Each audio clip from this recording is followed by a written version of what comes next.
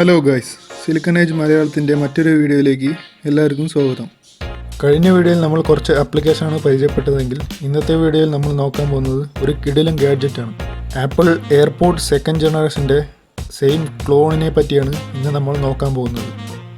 അപ്പോൾ ഒട്ടും സമയം കളയാതെ വരൂ നമുക്ക് വീഡിയോയിലേക്ക് പോകാം. ആപ്പിൾ എയർപോഡ് 2 ഇറങ്ങുന്നത് സെപ്റ്റംബർ 2017 ഏകദേശം 14,000 രൂപ വിലയിലാണ് അവർ ഇത് പുറത്തിറക്കിയത്. ഇത് ഇറക്കി ഒരു വർഷം കൊണ്ട് തന്നെ ഏറെ ശ്രദ്ധ പിടിച്ചു പറ്റാൻ എയർപോഡിന് സാധിച്ചു. എയർപോഡ് ഫസ്റ്റ് ജനറേഷൻ എന്തുകൊണ്ടും ഒരു തോൽവി തന്നെയായിരുന്നു. കാരണം അതിലെ ഫീച്ചേഴ്സിൻ്റെ പിഴവും കുറേയേറെ സാങ്കേതിക പിഴവുമാണ് അതിന് കാരണം. എന്നാൽ രണ്ടാമത്തെ ജനറേഷൻ ഏറെ ജനശ്രദ്ധ പിടിച്ചു പറ്റുകയും ധാരാളം വിറ്റുപോവുകയും ചെയ്ത ഒരു ഗാഡ്ജറ്റാണ് എയർപോഡ് 2. എന്നാൽ ഇന്ന് അവർ വളരെയേറെ മികച്ച ഒരു പ്രോഡക്റ്റും കൂടി ഇറക്കിയിട്ടുണ്ട് ഇയർഫോണിൽ, എയർപോഡ് പ്രോ. ഈ രണ്ട് എയർപോഡിൽ നിന്നും വളരെയേറെ വ്യത്യസ്തമായി കൊണ്ടാണ് അവർ ഇത് അവതരിപ്പിച്ചിരിക്കുന്നത്. ഇന്നിയർ ടൈപ്പാണ് ഇതിൻ്റെ പ്രധാന ഘടകം. മറ്റു രണ്ടും പഴയ ആപ്പിളിൻ്റെ ഓൾഡ് ഇയർബഡ്സ് പോലെ തന്നെയാണ് അവർ ഇറക്കിയിട്ടുള്ളത്. ഒറിജിനലിനെ പറ്റി ഇത്രയൊക്കെ പറഞ്ഞല്ലോ, ഇനി നമുക്ക് ഇവൻ്റെ അസൽ കോപ്പിയെ പറ്റി നോക്കാം. ഒറിജിനലും ഡ്യൂപ്ലിക്കേറ്റും തമ്മിൽ കണ്ടാൽ രണ്ടും ഒരേപോലെ തന്നെയാണ് ഇരിക്കുന്നത്. പെട്ടെന്നൊരാൾക്ക് അത് ഐഡൻറ്റിഫൈ ചെയ്യാൻ കഴിയില്ല. കാരണം ഇതിൻ്റെ അത്രയും മികച്ച ഒരു ഡിസൈനാണ് ക്ലോണിൻ്റേത്. കണ്ടുപിടിക്കണമെങ്കിൽ ക്ലോണാണെന്ന് തിരിച്ചറിയണമെങ്കിൽ അതിൻ്റെ ഹിഞ്ച് നോക്കിയാൽ മതി. ഒറിജിനലിൻ്റെ ക്രോം ഫിനിഷ്ഡും മറ്റേതിൻ്റെ മാറ്റ് ഫിനിഷ്ഡുമാണ് ഹിഞ്ച് വരുന്നത്. പിന്നെ ഒരു കാര്യം പറയാൻ മറന്നു, ഒറിജിനലിൽ ഒപ്റ്റിക്കൽ സെൻസറുണ്ട്.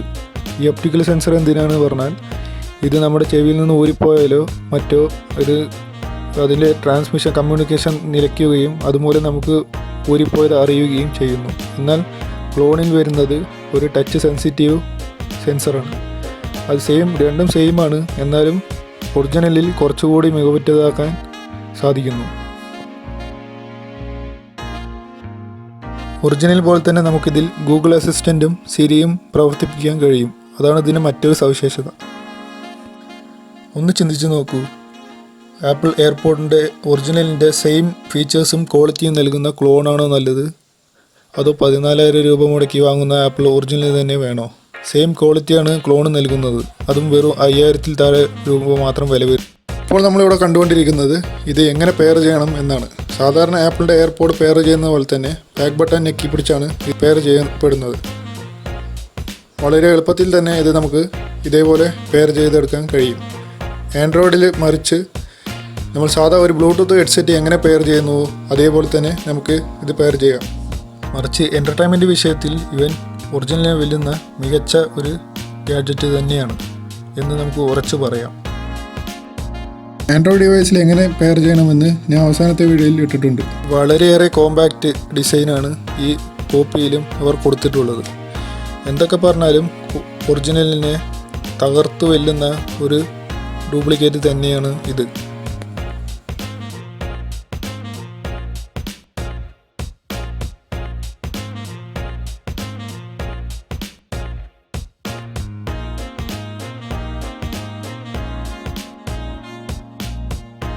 ഇപ്പോൾ കണ്ടുകൊണ്ടിരിക്കുന്നത് നമ്മൾ ഇത് ആപ്പിളിൽ ഏതൊക്കെ ഫീച്ചേഴ്സ് എങ്ങനെയൊക്കെ ഓണാക്കാം എന്ന് ഉള്ളതാണ്. ഒന്നിൽ നമുക്ക് പ്ലേ ബട്ടൺ ആണെങ്കിൽ മറ്റേതിൽ നെക്സ്റ്റ് ബട്ടണാക്കി സെറ്റ് ചെയ്യാൻ കഴിയും. വളരെ നല്ലൊരു ഫീച്ചറാണല്ലേ. ജസ്റ്റ് ടാപ്പിങ്ങിലൂടെ തന്നെ നിങ്ങൾക്ക് പാട്ടുകൾ മൂവ് ചെയ്യാനും പിന്നെ പൗസ് ചെയ്യാനും കഴിയുന്നതാണ്. വളരെ എളുപ്പമുള്ള ഒരു ട്രിക്കാണ് ഇതിൻ്റെ ഇത്.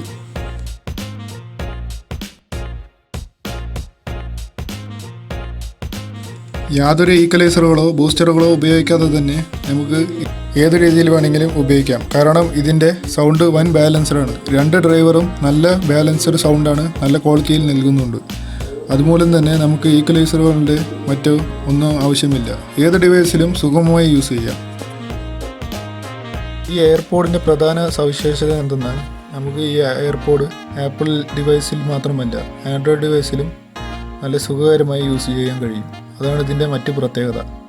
അത് എല്ലാ ആപ്പിൾ എയർപോഡും പറ്റും, പക്ഷേ ഈ ക്ലോണും അതിലും ഉത്തമമാണ്. ആൻഡ്രോയിഡ് ഡിവൈസിൽ എങ്ങനെ പെയർ ചെയ്യണമെന്ന് ഇനി നമുക്ക് നോക്കാം. ജസ്റ്റ് സിമ്പിളാണ് ആ മെത്തേഡ്. എങ്ങനെയാണെന്ന് വെച്ചാൽ ചാർജിങ് കേസിൽ നിന്ന് എയർപോഡ് പുറത്തെടുത്ത് പിടിക്കുക. നിങ്ങളുടെ ഫോണിൽ പെയറിംഗ് മോഡ് ഓണാക്കി ജസ്റ്റ് പെയർ ചെയ്യുക. സിമ്പിൾ.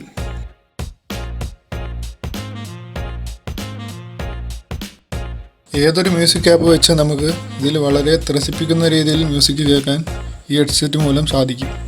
ഞാനിപ്പോൾ കാണിക്കുന്നത് സ്പോട്ടിഫൈയിൽ എങ്ങനെ ഇതിൽ കേൾക്കുന്നു എന്നാണ്. പക്ഷേ കോപ്പിറൈറ്റ് കാരണം അത് ഇടാൻ പറ്റിയില്ല.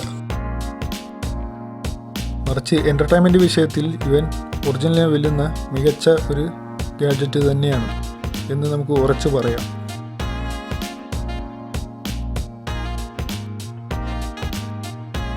അടുത്തതായി നമ്മൾ നോക്കാൻ പോകുന്നത് ഈ ആപ്പിളിൻ്റെ ഇയർബഡും ഈ എയർപോഡും തമ്മിലുള്ള വ്യത്യാസമാണ്.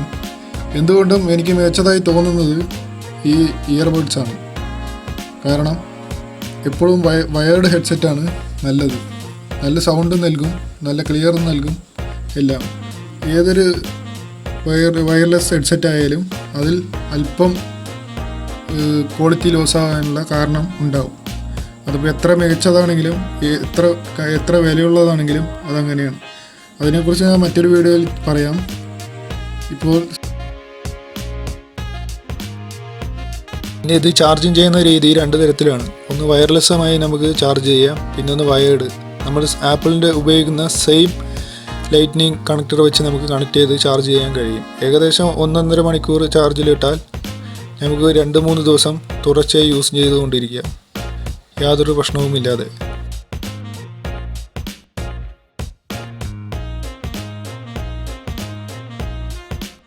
ഇതൊക്കെയാണ് നമ്മുടെ എയർപോഡ് കോപ്പിയെ പറ്റി പറയാനുള്ളത്.